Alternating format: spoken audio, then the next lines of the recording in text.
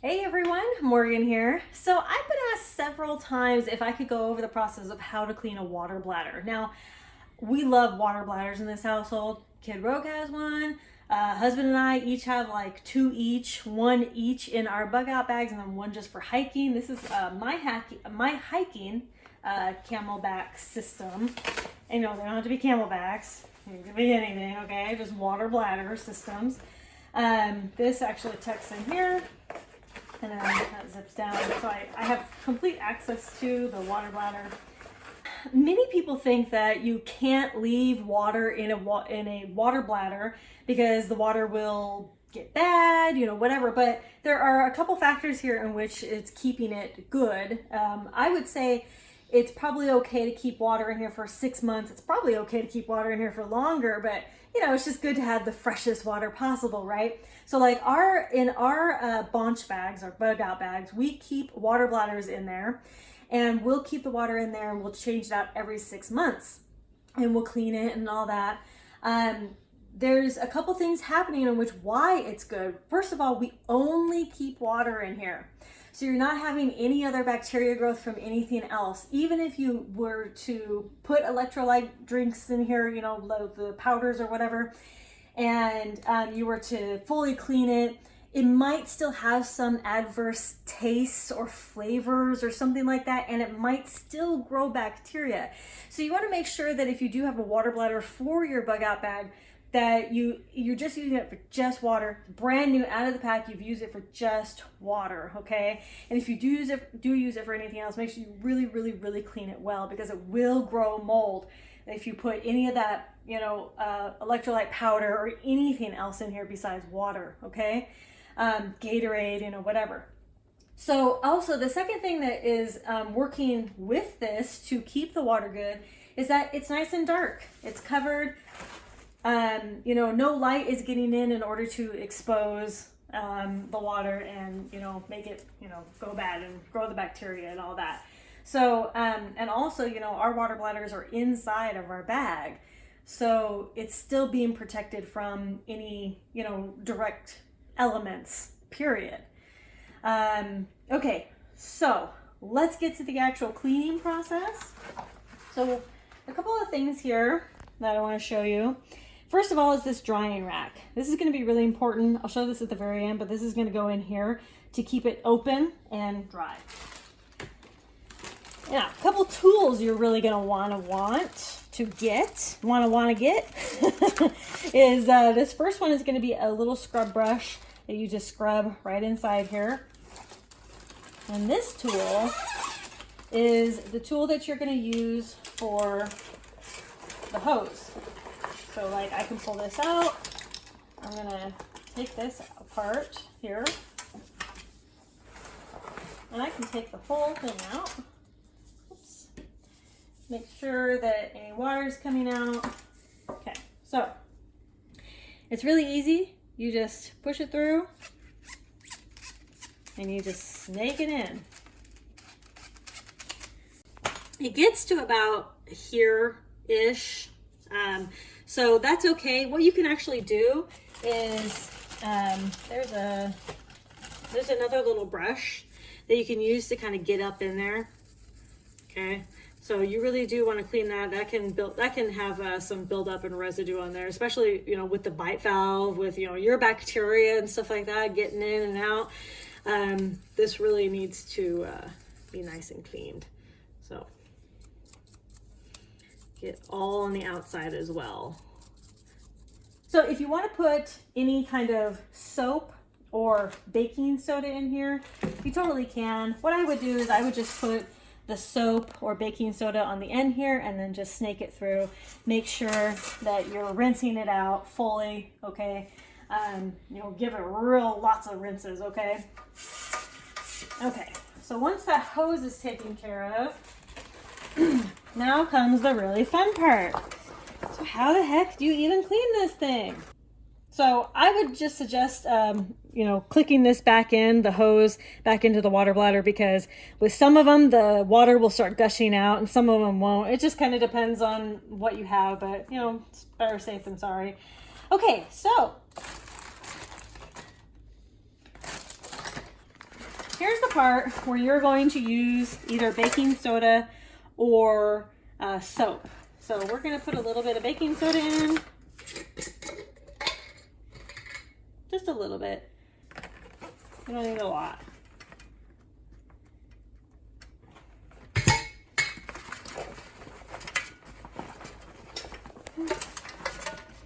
And then a little bit of water.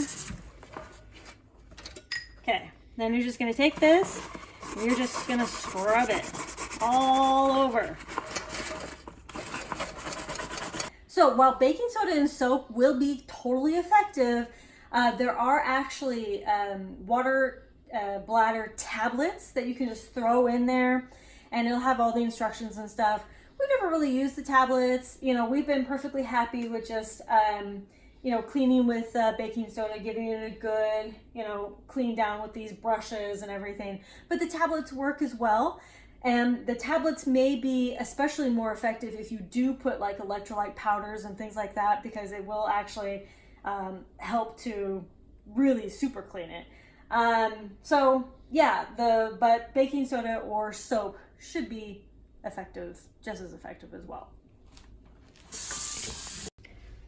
Personally, I like using baking soda to clean in general because it's a really all-purpose cleaner, and plus you can eat it, you know, like it's consumable and it doesn't leave any odors or taste behind or anything like that. You know, soap might leave some residue behind or taste or something like that. So I like using baking soda. It's really effective.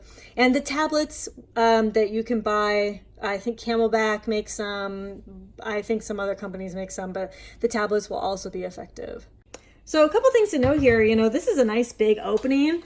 Husbands, I think that this is kind of an old one. I don't know if they really make it like this anymore, but you know, this is a real small hole, so you really got to use that brush to get in there. I mean, you can't even use your hand, you know, but you know, in this case, a tablet might actually be more effective for something like this that has such a small hole and opening and really just like no ways to get access to it. But I don't think Camelback really makes these kinds of things anymore. And I think most water bladders in general have a pretty good wide hole like this pretty much these days. I could be wrong. I don't know. I'm no water bladder expert.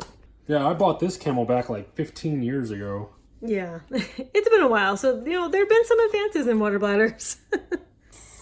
Okay, with the bite valve, you really want to get in there and clean it as best as you possibly can. You can do this again with soap, water, or baking soda. Really get in all those little spaces, you know, all around it. Get all up in everywhere. So to dry the hose, you really just want to hang it anywhere to where it's, you know, drying. You know, give it some good shakes, you know, stuff like that. But just make sure it's drying. It might take a couple days for the hose to dry, but it'll dry. And leave the bite valve off somewhere to just dry. And then this is where this beautiful piece of technology comes in. You just push that in.